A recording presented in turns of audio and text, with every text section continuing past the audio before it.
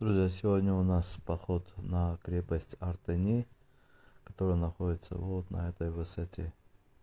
И сегодня я с моими друзьями Арменом и Арутюном. Друзья, вот мы по этому хребту вот так поднялись и добрались до крепости Артени. Вот там крепостные стены. Здесь вот этот амбар для зерна. Он, скорее всего, так закрытый был. Вот. А это для водоем для воды. Скорее всего, здесь собиралась талая вода. Вот. И во время опасности ближайшие селы поднимались и укрывались в этой крепости.